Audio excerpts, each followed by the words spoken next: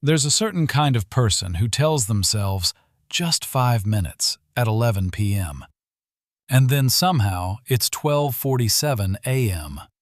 They're watching a video about something they'll never use on an app they didn't plan to open. And when they finally put the phone down, they don't feel relaxed. They feel empty. Like they just ate a full meal but got zero nutrition from it. Most people look at this and call it a discipline problem. I have no self-control. I'm addicted. Something is wrong with me. But neuroscience says something different. What you're experiencing is not a character flaw. It's a hijack, a carefully engineered hijack of your brain's reward system. And the people who designed that app on your phone, they know exactly what they're doing. Today, we're going to decode this hijack. We'll look at the mechanism behind it, the 3 traps it creates in your daily life, and most importantly, how to take your brain back. Welcome back. I'm Cog. Let's get started. To understand why a single scroll can trap you for hours, we need to talk about one tiny molecule: dopamine. You've heard of it. Most people think dopamine is the pleasure chemical, the thing that makes you feel good. But that's not what it does. Dopamine isn't about pleasure. It's about wanting. It's the molecule of anticipation, of craving, of just one more. Pleasure? That's endorphins, serotonin, different chemicals entirely. Dopamine's job is to make you desire the next thing. It's the voice in your head that says, keep going. The next video might be better. The next notification might be important. The next swipe might be the one. Here's the thing. This system wasn't designed to hurt you. Back in our ancestral environment, dopamine kept you alive. It pushed you to hunt when you were hungry, to explore new land, to seek a partner. But modern technology found the master key to this ancient system. It's called variable reward. Let me tell you about a famous experiment, the Skinner box. B.F. Skinner put a pigeon in a box with a small button. Sometimes when the pigeon pecked the button, food came out. But not every time. Sometimes after 1 peck. Sometimes after 10. Sometimes after 50. The food appeared on a completely unpredictable schedule. Here's what happened. The pigeon did not stop pecking when it was full. It kept going. Faster. It developed strange rituals, spinning in circles before pecking, bobbing its head in a specific rhythm. It looked like it was praying. The bird had become superstitious. It thought its ritual controlled the reward. It didn't understand the reward was random. And because it couldn't predict when the next one would come, it could never stop. Now, look at your phone. When you pull down to refresh, when you swipe to the next video, you're doing the exact same thing. You have no idea what you'll get next. A boring ad? Something hilarious? A life-changing idea? That uncertainty is what keeps your thumb moving. Here's the key insight. Your brain releases dopamine not when you get the reward, but right before, in the moment of anticipation. Think about it. When are you most excited while scrolling? Not while watching the video. It's the split second before you tap. That tiny gap between what's next and finding out. That gap is where the hijack lives. And just like Skinner's pigeon, you keep pecking. This brings us to trap number 1. I call it the dried-up well. Your brain adapts to whatever level of stimulation you give it. Think of it like a well of water. If you pump water constantly, the water level drops. The more you pump, the harder it gets to draw the same amount. Eventually, the well runs dry. This is exactly what happens to your reward system. When you flood your brain with high-intensity stimulation every day, the endless scrolling, the quick cuts, the bright colors, the pop-up notifications, your brain recalibrates. It says, this is the new normal. And then something terrible happens. Normal life stops registering. A walk in the park feels too slow. Reading a book feels uncomfortable. Having a conversation without checking your phone feels almost painful. Not because your brain is broken, but because your dopamine well is empty. The ordinary pleasures that used to satisfy you, they can't reach the new threshold anymore. Do you see the irony? You scroll to escape boredom, but the more you scroll, the more you train your brain to find everything else boring. You're digging the well deeper, making it harder for normal life to ever fill it up. So here's a question. Do you ever feel like nothing is quite enough anymore? That's trap 1. Which brings us to trap number 2, the fractured mind. Every time your attention jumps between tasks, your brain pays a cost. Researchers call it switching cost. Each switch burns mental energy, and modern phones are designed to maximize these switches. Here's what it looks like. You're working on something. A notification pops. You glance at it. Now you're in a different app. You see something interesting. You tap.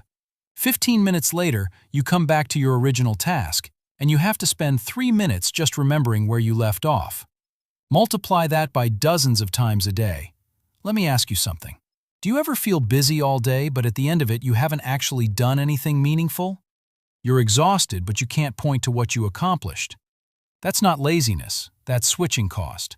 Your brain spent the whole day context switching at a pace it was never designed to handle. It's like running on a treadmill that keeps changing speed randomly. You're working hard, but getting nowhere.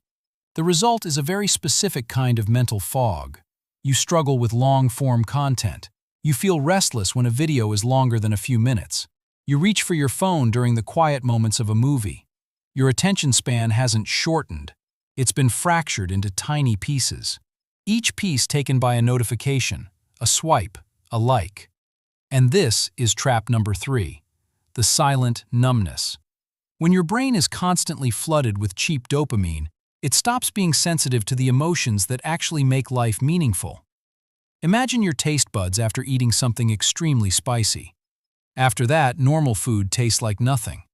Your palate is temporarily burned out. This is what happens to your emotional palate. The excitement of reaching a long-term goal? It feels flat because your brain has been conditioned to expect instant rewards. A real conversation with a friend? It feels slow because it doesn't give you the rapid-fire stimulation of a social media feed. You start to feel a strange numbness. You're not sad, you're not happy, you're just flat. And here's the trap. The solution you instinctively reach for is more scrolling, more stimulation, more dopamine, which only makes you more numb. You think you're filling a void, but you're just digging it deeper. So how do you actually break out of this? The answer is not to throw away your phone. The answer is not to move to a cabin in the woods. The goal is not to eliminate dopamine. The goal is to reset your threshold, to make normal life feel good again. 3 principles. First, strategic boredom. Your brain needs time to recalibrate. That means intentionally creating moments of low stimulation. Walk without headphones. Eat a meal without a screen. Sit in silence for 5 minutes. These moments will feel uncomfortable at first. Your brain will protest. It will beg for input. That discomfort is not a sign that something is wrong. It's the sound of your dopamine threshold resetting. In neuroscience, they call this dopamine receptor upregulation. By reducing the flood, your brain becomes more sensitive to smaller amounts. A walk starts to feel genuinely good again. A conversation becomes satisfying. The world gets its color back. Second, build friction. Why do you reach for your phone without thinking? Because there's zero friction between you and the reward. Your phone is in your pocket. One tap opens the app. The video plays instantly. Skinner's pigeon had 0 obstacles between it and the button. Neither do you. The fix is small. Turn off notifications, all of them except the ones that actually matter. Move social media off your home screen. Set your display to grayscale. Even install a 10-second delay app. These tiny barriers do one thing. They give your prefrontal cortex, the rational part of your brain, just enough time to catch up with the impulsive part. A half-second pause is often enough to change the decision. Third, replace, don't remove. This is the most important principle. If you simply try to stop scrolling, you will fail. Because your brain is not trying to hurt you, it's trying to meet a real need. The need for novelty, for stimulation, for relief from stress. If you take away the phone without offering an alternative, that need goes unmet, and your brain will drag you right back. The solution is to find replacement activities that give you healthy stimulation. Read something challenging. Go for a walk with full attention. Have a conversation where you actually listen. Learn something that requires deep focus. These activities activate the same reward pathways, but in a sustainable way. You feel fulfilled instead of drained. When you start practicing these 3 keys, something begins to shift. Your focus returns, your motivation stabilizes, your mind feels calmer. Simple things become enjoyable again. The world hasn't changed, but your relationship with the world has changed. You're no longer a passenger on a dopamine roller coaster. You're the one who decides what gets your attention. Think about this. Your brain is adapting every single day to whatever you give it. It's rewiring itself based on what you repeatedly do. That's not philosophy, that's neuroplasticity. It's a biological fact. So the real question is, what are you feeding it? A fire hose of cheap stimulation that leaves you empty, or a balanced diet of deep focus, real connection, and meaningful activity? The choice is not made in one big moment. It's made in hundreds of small moments. The moment you choose to put down your phone and look around. The moment you choose silence over scrolling. The moment you choose to be fully present instead of half distracted. If this feels familiar, if you've ever wondered why you can't stop scrolling even when you want to, listen carefully. You are not broken. Your brain is not defective. It is simply responding to an environment it was never designed for. Skinner's pigeon wasn't stupid for pecking the button. It was doing exactly what its biology told it to do. And you pull down to refresh for the same reason. Your brain is following a mechanism shaped by millions of years of evolution, and it's now being exploited by technology designed in the last 20 years. So among the 3 traps we covered today, the dried-up well, the fractured mind, the silent numbness, which one hits closest to home for you?